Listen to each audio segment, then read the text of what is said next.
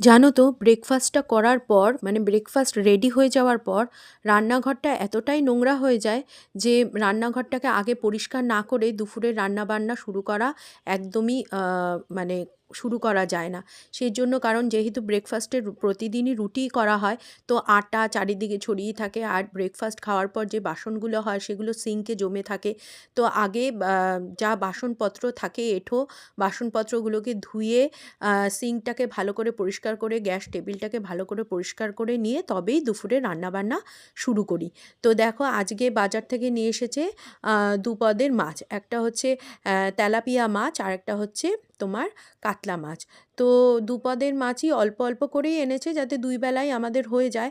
তো দুপদের মাছ আলাদা করে করব না, ভেবেছি একসাথেই করে ফেলবো, কারণ তেলাপিয়া মাছ আর কাতলা মাছ দুটোই সর্ষে দিয়ে করলে কিন্তু সর্ষে বাটা দিয়ে করলে ভালোই লাগে।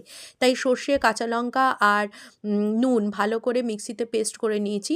আর তেলের মধ্যে একটুখানি টমেটো কালো জিরা আর কাঁচা লঙ্কা ফোড়ন দিয়ে ওই সর্ষের পেস্টটা দিয়ে দিয়েছি। দিয়ে ভালো করে কষিয়ে যখন তেল ছেড়ে এসছে জল দিয়ে মাছগুলো আগেই ভেজে রেখেছিলাম সেটা দিয়ে সর্ষে তেলাপিয়া দেখো একদম রেডি হয়ে গেছে। লাস্টে একটু শীতকালে ধনেপাতা না দিলে তো একদমই চলবে না। তো দেখো টেস্টি টেস্টি সর্ষে তেলাপিয়া আর কাতলা কিন্তু আমার একদম রেডি হয়ে গেছে। আর দেখলে ওইদিকে ভাতও করে ফেলেছি। তো চলো আজকের মতো টাটা।